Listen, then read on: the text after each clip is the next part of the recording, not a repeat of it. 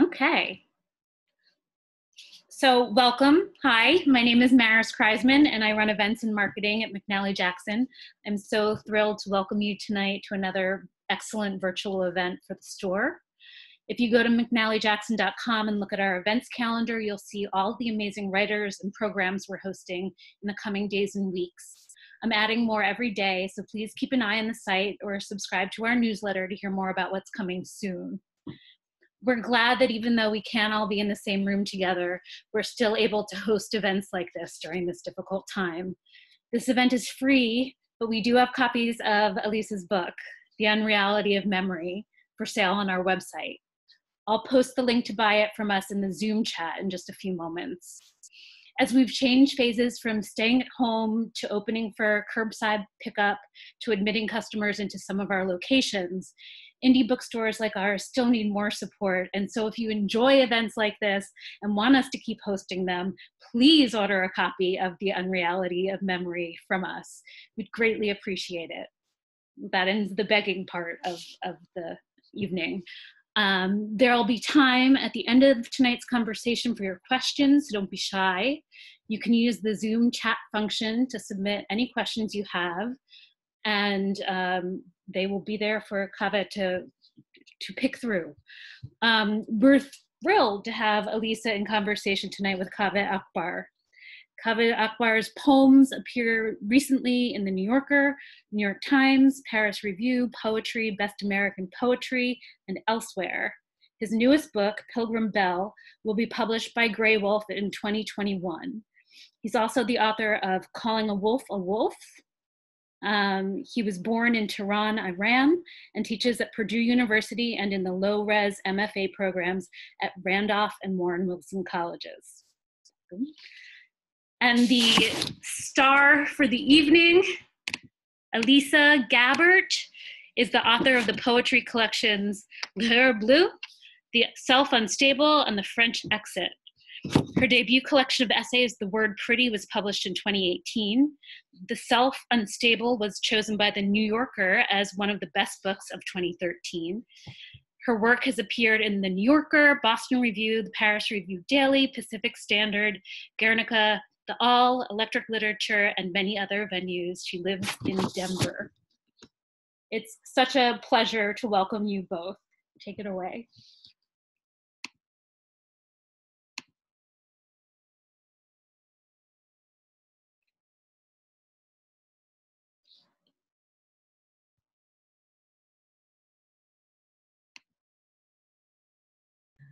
There it goes. It wouldn't let me unmute, sorry. Thank you so much, Maris. I've been so excited about this. And thank you to Kaveh for being here. I've been really looking forward to talking to him about my book. I sent it to him months ago, and I've been dying to talk to him about it. And thank you, everybody who's here. I see familiar names and faces, and I'm just grateful that you're here. I know that this Zoom thing has kind of lost its novelty value. And also there's so many cool online events this week that I'm kind of competing with. So I'm just really grateful that you came. So I'm gonna read a little bit from the book. This is what it looks like. And then we'll do a little bit of a conversation. So if you've heard anything about this from me or elsewhere, you know that this book is about disasters to a large extent, but I mean we're all really in the midst of multiple disasters, and so I think I'm actually going to read some short passages from some essays that are a little bit less like explicitly and obviously about disaster. So the second section of the book is more, I think of it as kind of about like internal disasters, like what's wrong with us that we keep letting these things happen. So I'm going to start with a little passage from the title essay, which is called The Little Room, or The Unreality of Memory. And it's kind of about glitches in memory, failures of collective memory, failures of memory in general. You're likely familiar with the concept of the phantom limb. After having an arm or leg removed, a patient may continue to feel the presence of the limb, even feeling pain in it.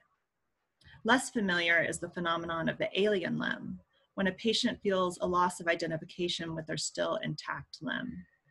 When questioned, the patient might identify the arm in the bed as belonging to the nurse, for example, or they might claim that their leg is a counterfeit or a dummy leg. The neurologist Oliver Sacks once sustained a leg injury while hiking and was left temporarily paralyzed in the leg. During this period, he experienced a kind of psychosis or hallucination, a persistent sensation that his leg was not his own or even real. And this is what he wrote about it. I knew not my leg. It was utterly strange, not mine, unfamiliar. I gazed upon it with absolute non-recognition. The more I gazed at that cylinder of chalk, the more alien and incomprehensible it appeared to me. I could no longer feel it was mine, as part of me. It seemed to bear no relation whatever to me. It was absolutely not me. And yet, impossibly, it was attached to me. And even more impossibly, continuous with me. This sense of dissociation made recovery difficult, because when he tried to walk, Sacks found he could not remember or think how to flex the appropriate muscles. It was as though his leg had ceased to be a leg, and in so doing, erased its own history of legness. The leg had vanished, taking its place with it, thus there seemed no possibility of recovering it. Could memory help where looking forward could not? No, the leg had vanished, taking its past away with it. I could no longer remember having a leg. This bears some resemblance to the case of Jonathan I, a painter who suddenly lost his color vision at age 65. Sacks himself examined Jonathan I and co-wrote a piece about him in 1987. Following an accident, the artist had become colorblind, but not in the usual sense of colorblindness where one can't distinguish between reds and greens. He had lost all ability to distinguish color, such that the world to him appeared in grayscale, like a black and white movie. My brown dog is dark gray, he said. Tomato juice is black. Having the color drained from his life deeply disturbed him. His own vivid paintings now looked muddy and gray to him and had lost their meaning. Sex was unappealing. His wife's skin now looked rat-colored. And food was unappealing. He had to close his eyes to eat, but this did not help very much, for the mental image of a tomato was as black as its appearance. That is to say, Mr. I's visual memory and visual imagery had lost their color as well. He knew which colors things were supposed to be, but he could no longer see those colors. He resorted to eating mostly black and white food, since white rice and black coffee at least looked relatively normal. There's also the case of John M. Hull, who lost his sight at 24 and wrote a book about his experience. After going blind, he began to lose his body image. Unable to see his own body with his eyes, he became unable to imagine it. The fact that one can't glance down and see the reassuring continuing of one's own consciousness and the outlines of one's own body, he writes, creates the sense that one is dissolving, no longer concentrated in a particular location. Blindness also rewired Hull's visual memories. After some time, he found he could no longer picture his loved ones or even his own face. Other people became disembodied voices, and his own being a disembodied self. Hull too lost interest in food and sex. Then there's the case of Monsieur A, who was studied by the French neurologist Jean-Martin Charcot in the late 1870s and revisited by Israel Rosenfeld in his book, The Strange, Familiar, and Forgotten. Monsieur A had what is commonly known as photographic memory, more technically eidetic memory, an ability to recall visual memories in unusual detail. If he read a book 2 or 3 times, Rosenfeld writes, he could visualize any page in it and read it aloud from memory. Then one day he lost his visual memory. Suddenly everything appeared unfamiliar. His vision, his eyes were perfectly intact. He could still see, but what he saw did not have visual meaning. His once highly accurate drawings done from memory became crude scribblings. His dreams became verbal rather than image-based, and there were more profound effects. He could not imagine his wife and children. At first he failed to recognize them, as he had the streets of his hometown, and then he said they seemed to have changed. Nor could he recognize himself in a mirror. Walking in a public gallery, he suddenly noticed that his passage was blocked. stepped aside and excused himself. He was looking at his own image in a mirror. Monsieur A's disorder was an apparent breakdown of the ability to construct new visual memories, but in losing this, he also lost the ability to reconstruct old visual memories. Just as Sachs forgot how to feel his leg, Jonathan I how to see color, and Hull how to see his own face. These stories suggest that if through injury or illness we lose the code to our memories, if we can no longer embody the method of encoding, we lose the memories entirely. We forget how to remember them. And then finally, what was remembered will lose its significance. Okay, I'm going to read a slightly related passage from another essay called Vanity Project, which is about our ideas of ourselves and specifically our self-image. Think of a memorable experience from your childhood. Do you embody your childhood self in the memory, or do you see it as though from across the room, or a bird's eye view? There is something fundamentally different about mental images drawn from memory. When you picture a friend or a celebrity, say, and your self-image. The brain seems to build a self-model, a representation of your own body within your mind, so robust that you may glimpse or even confront your own avatar in certain fringe states of consciousness. Dreams, memories, and fantasies where you watch yourself in the third person, or through the course of glitches in conscious experience, such as out-of-body experiences, or autoscopy, the spooky phenomenon of seeing your own double. What we see in general is not entirely the result of vision. The mind builds a model of our environment based on sensory input, which functions well for our purposes, but is not identical with the real world. Attention and assumptions play a large role in this, which is what causes change blindness.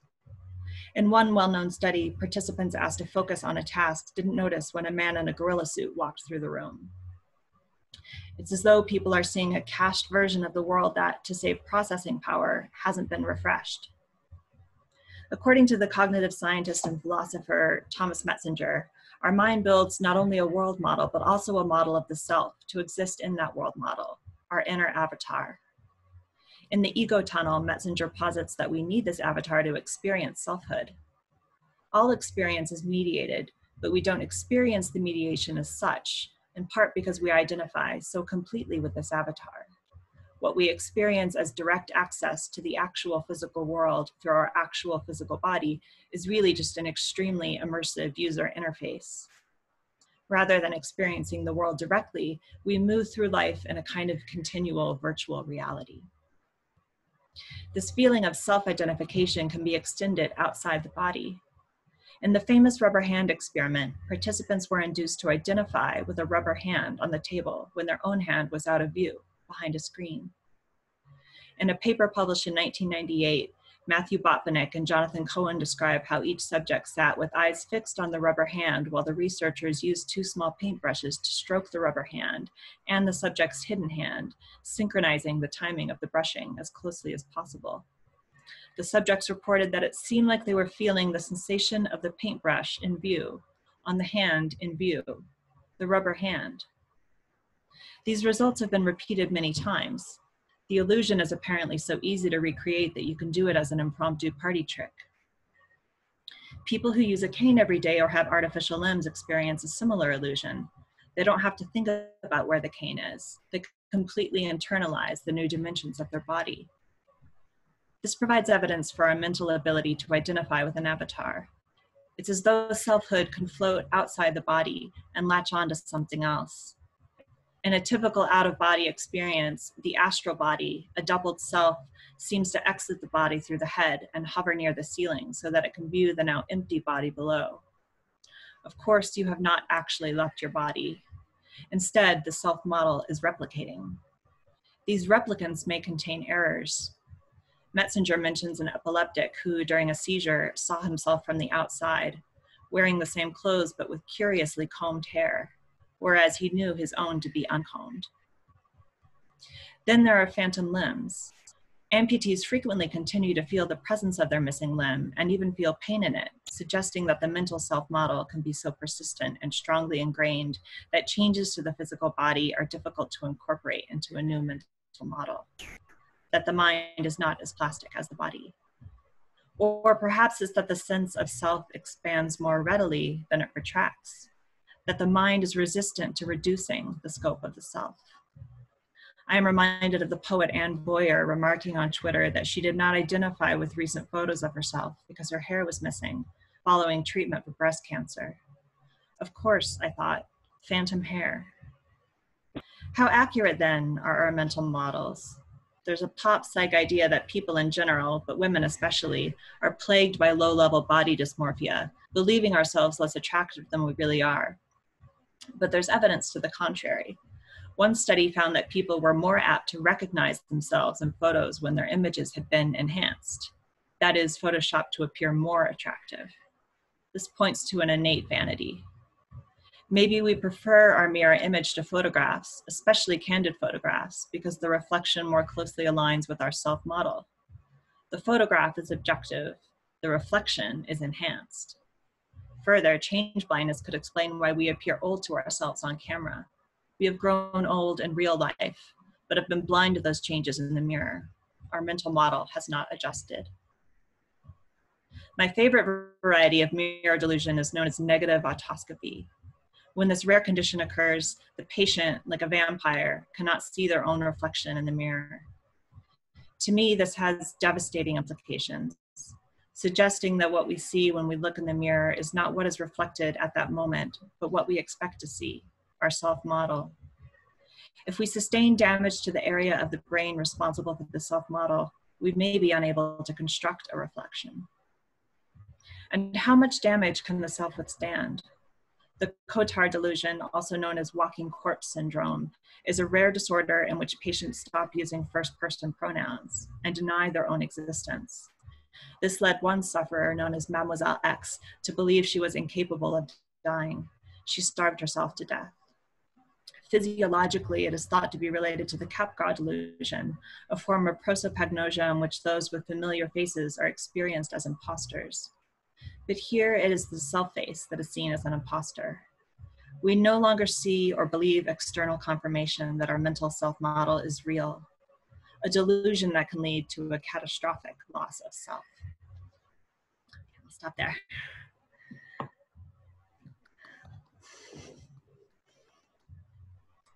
Thank you so much. I feel like we could just sort of sit here and spend the hour happily listening to you read from the book, which hopefully everyone here has either done or will do, that is read from the book. And thank you for letting me be here too. I'm honored to get to be a tiny little blip in this book's life. And thank you, McNally, and all who have gathered here. I'm just gonna sort of talk to you for a minute. And then while we are talking, if those in attendance have questions, concerns, joys, raptures, sorrows, probably questions would be best, but if you have those sorts of things, just put them in the chat, and then I will go through in a little bit, and I'll sort of cede the floor to you once we have a sort of critical mass of questions in there. To begin with, I just thought it was, I mean, for those of you who haven't read this book, I think Elisa did a really beautiful job of sort of giving you a survey of what happens in it, but it sort of moves from talking about these macro disasters to talking about, and I'm obviously flattening and simplifying because I don't have time to give you like a 5,000 word review, but it moves in these three sections from these sort of macro human disasters to a study of memory and how we think about how we recall these things, and then to these sort of like micro interpersonal crises. But one thing that, I mean, just, I was, I read it when I first got the galley, however many months ago that was. And then I was rereading it, obviously, and thinking about this conversation that we were going to have. And it's just eerie. I mean, it's really, really uncanny. And I'm sure that I'm not saying anything that people haven't said to you already about this book, but I mean, there's a chapter where you're talking about you know, the possibility of a future contagion taking over, and, you know, the inevitability of, and you're writing this in, you know, from 2016 to I think 2018, is that right? Mostly. And so, you know, you obviously didn't know about COVID, right? But in that chapter, you quote Dr. Fauci, you know, like it's uncanny. So, I mean, can you talk a little bit about sort of just this, you know, you wrote a book about disaster, and then, you know, and now it's being released into the gaping maw of about, you know, a dozen different existential crises for our race, you know, for the species. Can you talk about just how that feels? Well, so I want to share a little fun fact about the book. Based on its production schedule, my final edits were due, I think it was 4/21, which was after COVID started, of course. And a couple of different people at my publisher, FSG, like asked if did I want to add something about COVID into the essay about pandemics. And I was just like, how would I do that? Like, how could I even mention it? And like in a footnote, by the way, there's a pandemic happening right now. Yeah. You know, I couldn't think of any way to mention it. This, you know, something that was still very much unfolding. We had no idea when it was going to end or what was going to happen. So I decided to add like a little annotation at the end of each essay with the year of composition. Mm-hmm. So it would be very clear, like, oh, I wrote, and that it seems like a weird flex on my part to be like, actually, you know, I wrote this in 2017. But like what I wanted to be real clear about, especially in, you know, the future, assuming there is a future in a few years, like people might not remember the exact chronology, and they might think that I wrote it after COVID, and it would make no sense that I had written this long research essay about pandemics and didn't mention COVID at all. But I kind of felt like that was necessary information for many of the essays, because just things are changing so rapidly. I mean, I talk a lot about, you know, politics in the US. I started writing this book right after the 2016 election. So obviously now we're coming up on another election, you know, one hopes. So yeah, I just felt like there was a lot of material covered in the book that it's very hard to stay completely current on. You know, there's a couple of essays that are very directly about climate change. It kind of just comes up in every single essay, because in the background of every other disaster is the disaster of climate change.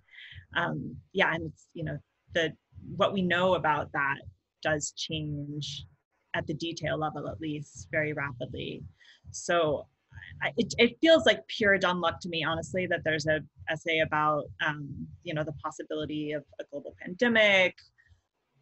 And now there is one right when the book is coming out. It's not, I mean, it's definitely not good luck. I wouldn't call that good luck. But I don't feel like any kind of profit at all. I just, you know, I was just interested. Like, I was just interested in the plague. And experts have been predicting, like, oh, there could be something like this, because we're not really prepared for it, and the way that we live, especially like just with globalism and traveling all around the world very freely, like that makes it more likely. So yeah, but I didn't have my money on, yeah, I think there's going to be a pandemic before this book comes out. So I wish that particular essay were less relevant to these times.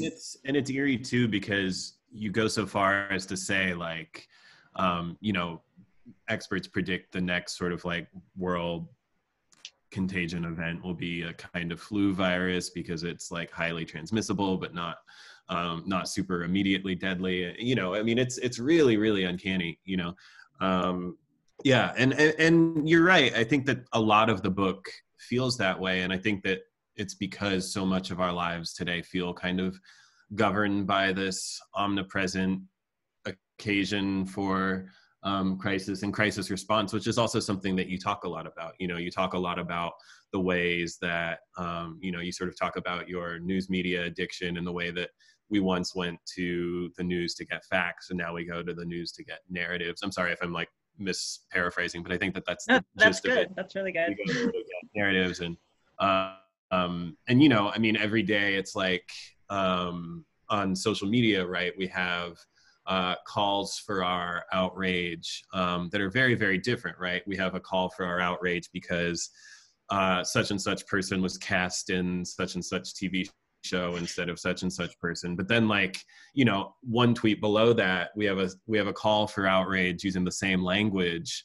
that is like, you know, there was an explosion in Beirut, you know, and how do we, you know, and you talk about, maybe I should just sort of let you talk, but you talk really, really smartly, I think, about how, you know, we don't have a finite reservoir of compassion, but we do have a finite reservoir of like action response time, right? And you know, temporal resources to give ourselves to these different sort of attentions. And you use the phrase compassion fatigue. Am I remembering that correctly? Compassion fatigue? Yeah. Yeah. I wonder if you might talk a little bit about that, because that feels intensely germane to me as I'm sort of, you know, as I move through a world in which there are, you know, really pretty limitless occasions for grief and occasions for outrage. And I'm sort of in this constant process of trying to triage, you know, which ones to immediately sort of throw my action into and which ones to sort of tithe my action and which ones just sort of don't get, you see what I'm saying? Yeah.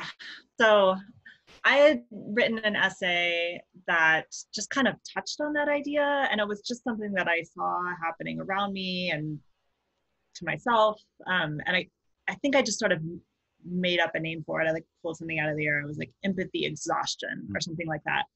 But that's what it felt like you're just running out of empathy because the demands are so high. And I had an editor reach out to me and say like, oh, I was really interested in that idea.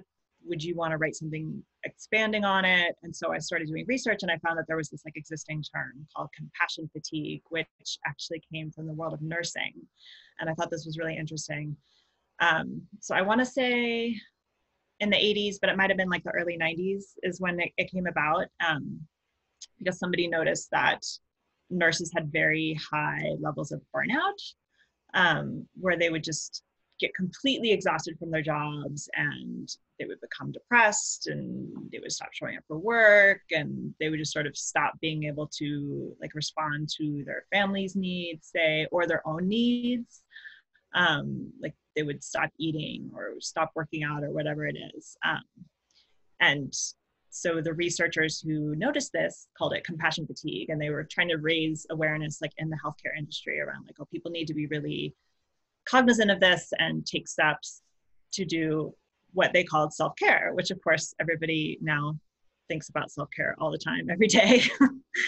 But that was a term that also came from healthcare. And I thought that was so interesting. But so then around the same time, it also started being used in media studies to apply to the idea of like, well, you turn on the TV, and I don't know, some of you must be old enough like I am to remember that we used to all watch TV and there would be commercials for like fundraising to save starving children in Africa.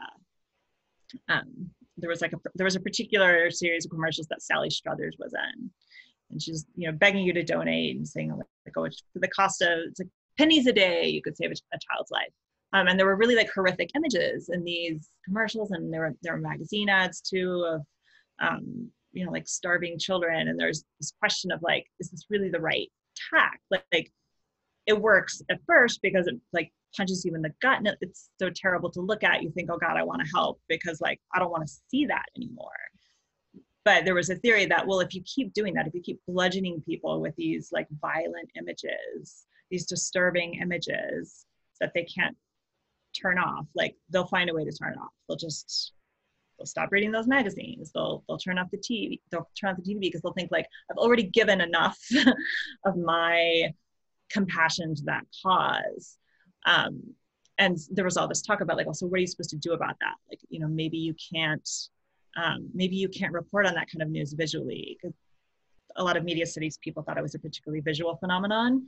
I take an issue with that. I don't think so. I think it's just the horror. I don't think it matters if it's visual or not. Just knowing about horror is just overwhelming.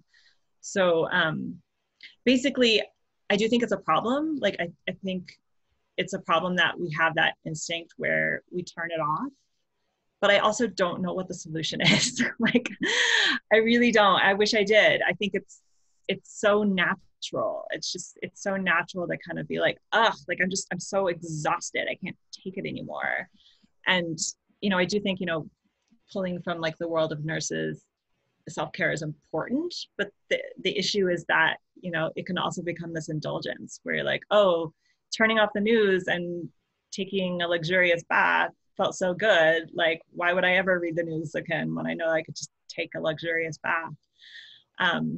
So yeah, it's very difficult to kind of determine what your responsibility really is when it comes to, not just feeling empathy, but actually doing something. Because sometimes people will tell themselves like, well, I just sat around all night feeling bad, and that, like, as if feeling bad is activism in itself, which of course it isn't. So yeah, I wish I knew what the solution is, but I don't know.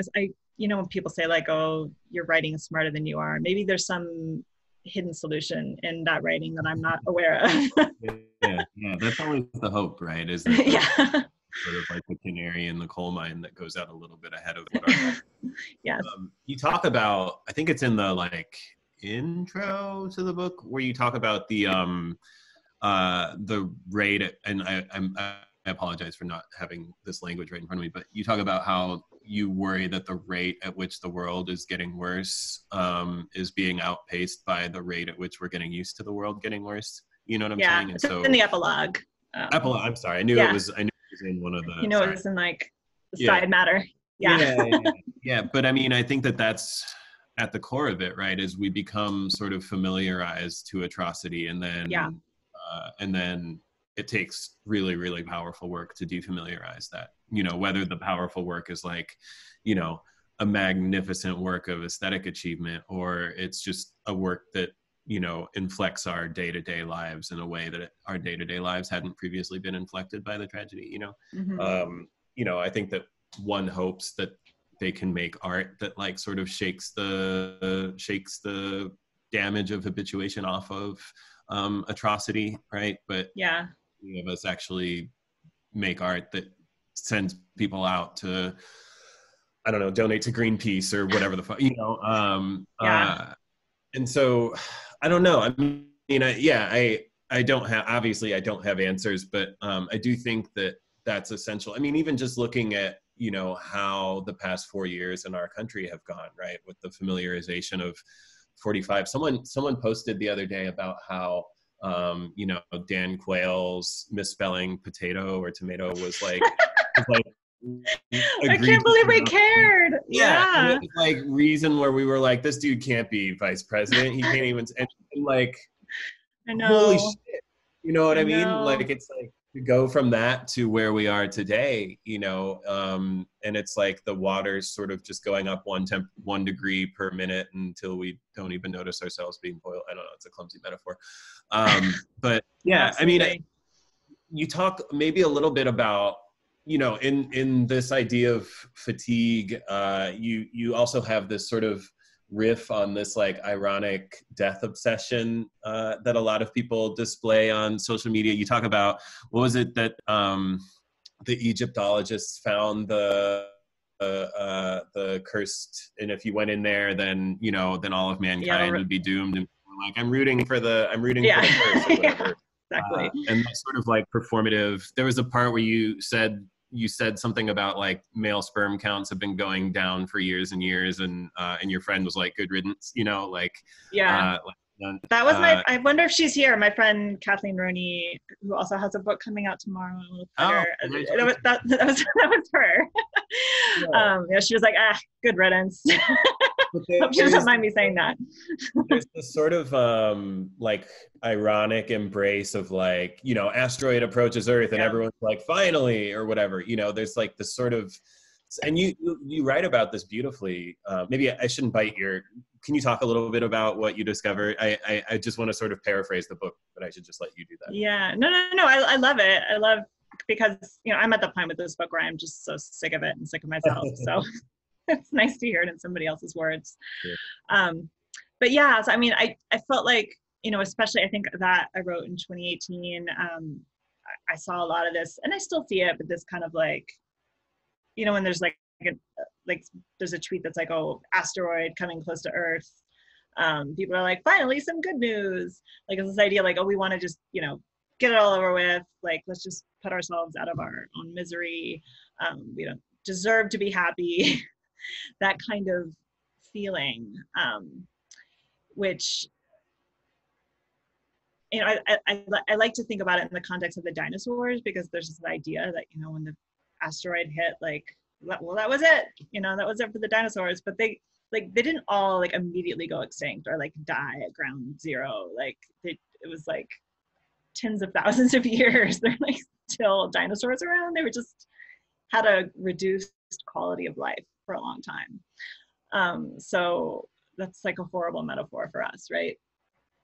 But I've also just been thinking recently, like when I looked back at that essay recently, because I was doing some other interview and somebody asked me about it, like I feel differently. I remember feeling at that time like we don't deserve to be happy. Like look at what we've done. We've just completely like trashed society, culture, and democracy. Like how can we let this happen? Like we should all be punished. I did have that feeling. I mean, I was questioning the feeling and whether it was, you know, good and rational, but I did have it. And I don't anymore. You know, I'm not saying it won't come back, but right now, like I have this like desperate urge to be happy, actually. I think because everything felt kind of theoretical to me then, because, you know, I still had a job and a home, and there's nothing about me that like put me particularly at risk, you know, like I'm the kind of person that like does fine in America for the most part. Like, so I'm really lucky, right? So even though I hated everything that was happening, I was like, well, I'm actually safe. I'm surrounded by this feeling of doom and anxiety. But now, like, I don't feel safe anymore. Like, it's not safe to leave my house. It's literally not safe. And so now, like, I think just like my own life feels more precious to me in a way. And I'm like, I've stopped feeling like it matters what I deserve. I'm just sort of like, this is my one life. Like I could die. I could die this year. I could die next year. That could totally happen. So I'm like, I'm going to fucking enjoy this book and I'm not going to feel bad about it. Like if that's the last thing. And I'm not trying to say that like enjoying the book is an act of resistance or something. Like, I don't think it is. It's just like, I'm just gonna do that because this is like my little measly tiny existence on the planet in all of time. Like I'm a speck. So it's this weird like reclaiming of my right to exist, I guess. Like I just feel like God damn it, I have a right to exist. So but like that'll probably go away. Probably, you know, in another year or two I'll be feeling like, oh God, yeah, we all deserve punishment. Like put us all in prison.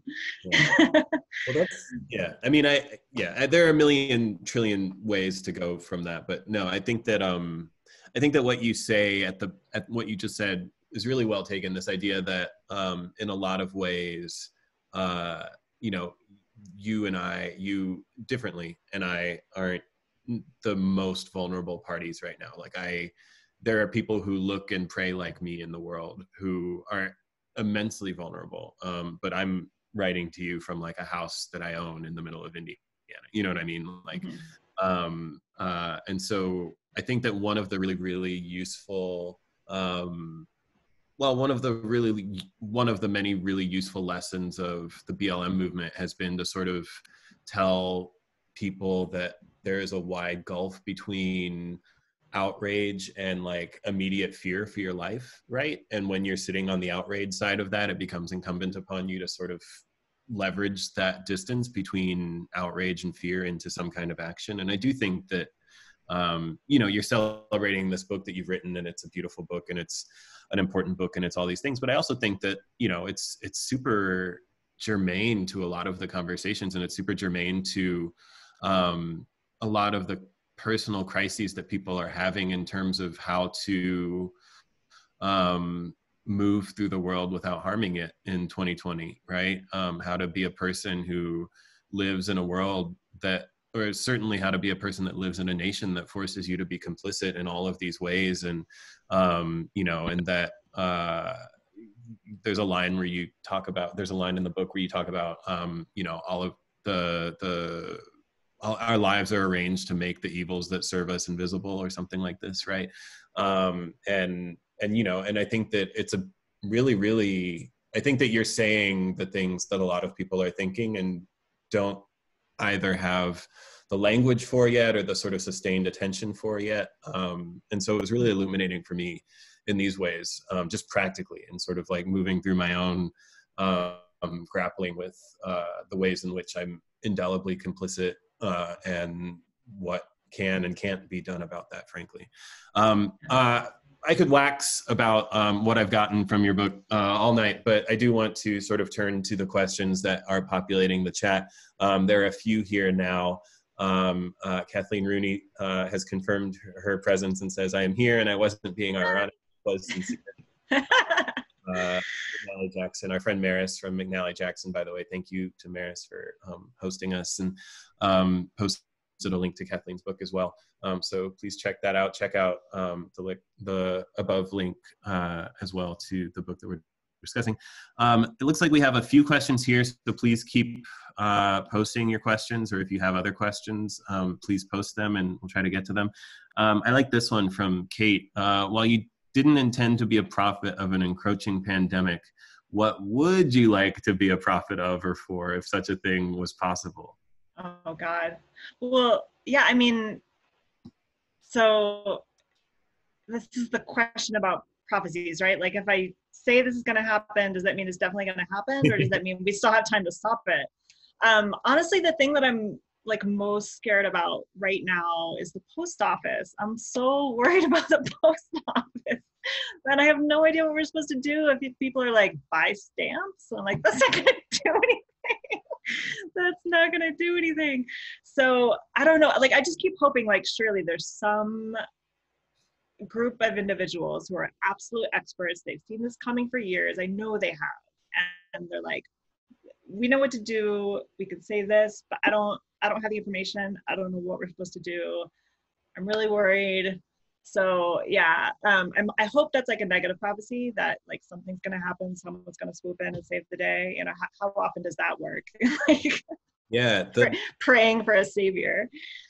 But if anybody knows, please tell me. It's really, really scary. I mean, we don't have to, we don't have to get into that stuff, but I mean, I feel like we are sort of rigid and immovable adherence to this like 300-year-old document written by slave owners has made it so that like they couldn't have possibly anticipated that someone would hold this office with such like open contempt for and so like stuff like gutting the post office to preserve your status in an election is just like, I just feel like there aren't really balances for that. But that was supposed to be like the happy question, by the way. That was supposed to be like the lighthearted, goofy question. Oh, was it? Oh, wow.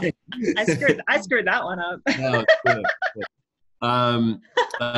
Lee says, I'd like you to comment on political outrage fatigue. I get scores of emails every day alerting me to the evils that politicians do and urging me to contribute to one campaign or another to combat that evil. I don't know if that's asking for like an action item or maybe to just sort of expand on the idea of outrage fatigue. Yeah, I sympathize with anyone feeling it. It's not my worst fear, obviously. My worst fear is the post office getting shut down.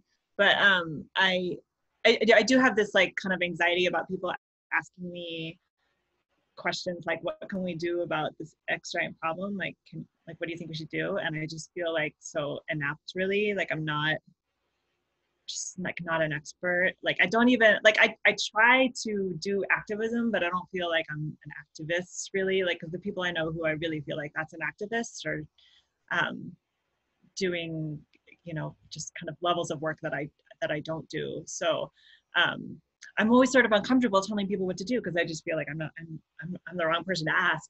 But I have thought about this a little in terms of just focus. I think it's helpful to focus, like to just tell yourself and realize that it's okay, that you don't have to solve all the problems. Like, like I just said, I hope there's people who are sort of experts in what you're supposed to do to save the post office. So I don't have to do that because I don't know how.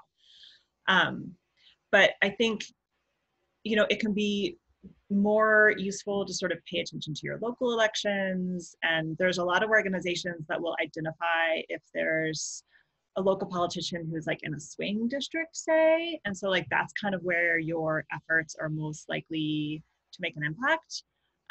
So I think just trying to think of it in terms of like impact maximization, basically. To me, that makes me feel better. Like, I remember in 2018, those elections, there was a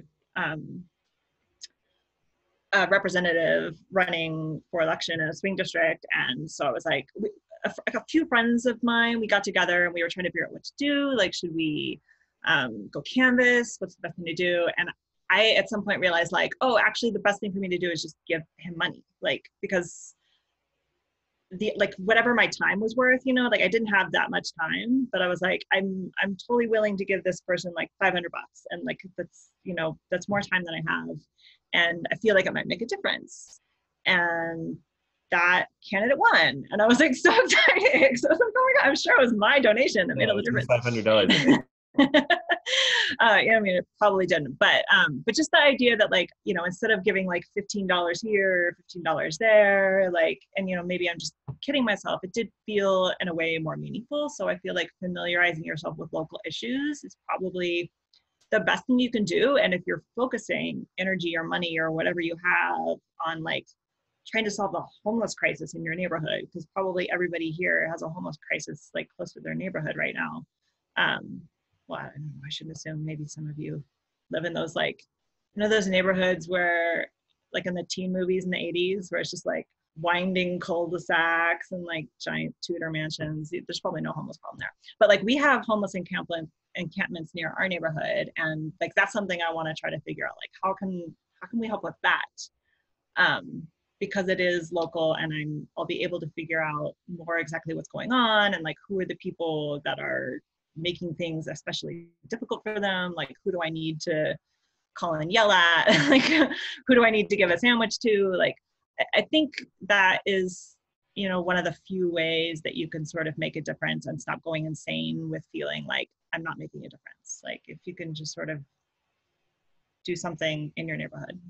Yeah, and I feel like so much of, I mean, I think people just need a way to sort of vent and to feel useful too, right? I mean, there's so much, I mean, as someone who's like, you know, chosen vocation is to sort of like endlessly rearrange these little runes on a page to no real end, you know, I feel, you know, I have since November 9th, 2016 felt really, really quite oppressive waves of impotence, right? In terms of like, what can I actually be and what can I actually do? You know what I mean? Like, I mean, I'm just sort of here with my piddlywink little poems while like actual like lawyers are out there fighting for immigrant rights and, you know, da da da da da. And it's like, I have such a narrow skill set, like concentrated into this tiny little dot way out in the margins of human interest, you know, and like, what can I do to leverage that? And oftentimes for me, the answer is nothing. Do something else that has nothing to do. You know what I mean? Like, I think that I have this sort of obsession as a human being of just like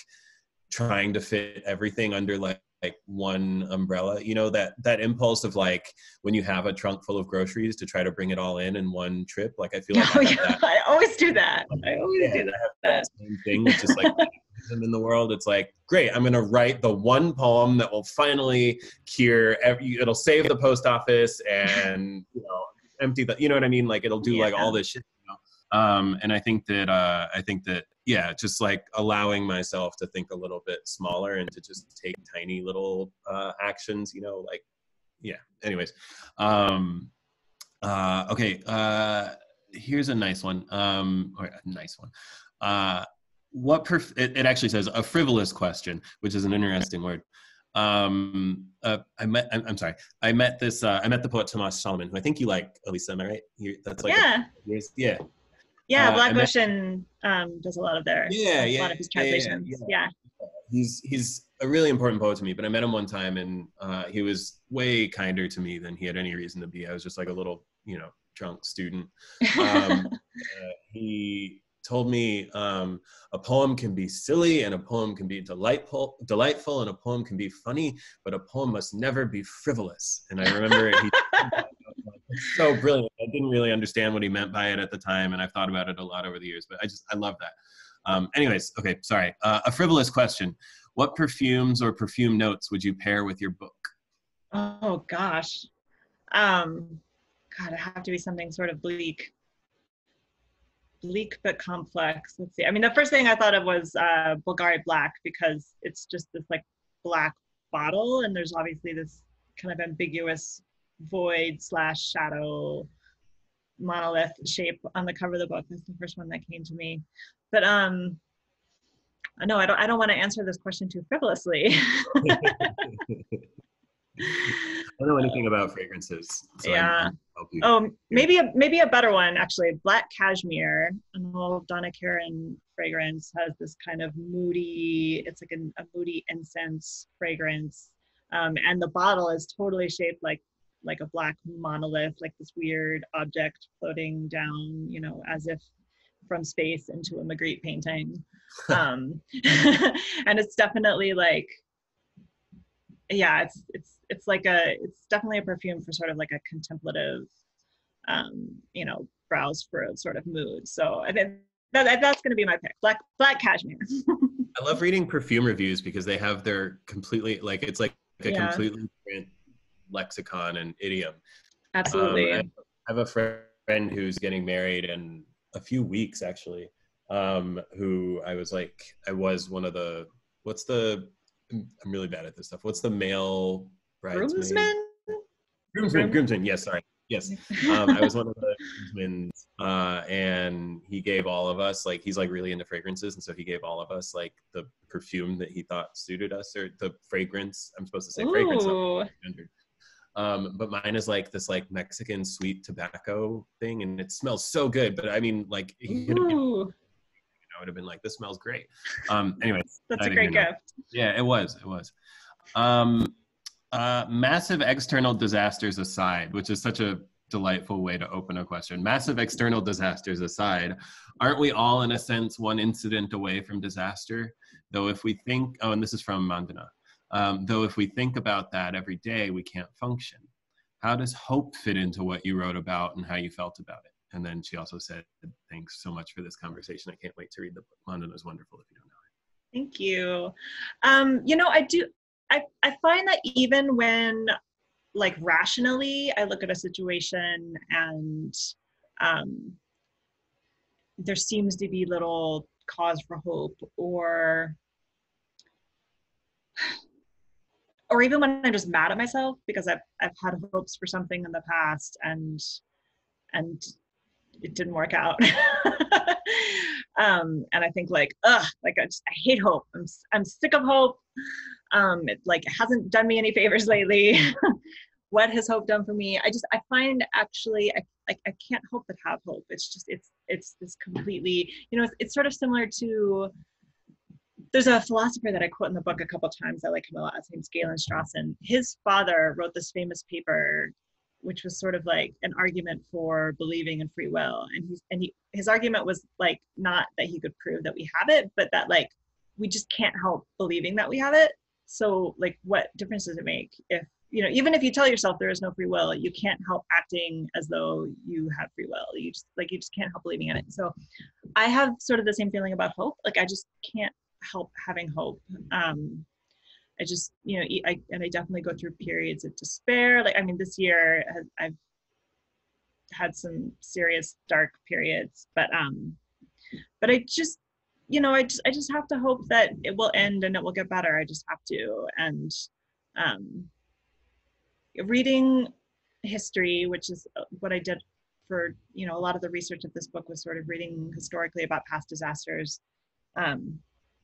It was so comforting in a way because they're in the past, and we got past them, and not everybody survived. That's the thing about disasters, but some people, like some of us did. And so, you know, my hope is like, hey, even if I don't make it, some people will. And like, I care about the future for humanity in the abstract, even if not just for me. So yeah, I think, you know, reading about history, even recent history, but also just reading about sort of like deep geological time and the animals that existed like millions of years before us, it offers a really kind of pleasant perspective that kind of gets you out of your own despair for a minute. So yeah, if you're struggling with hope, I find that a little helpful.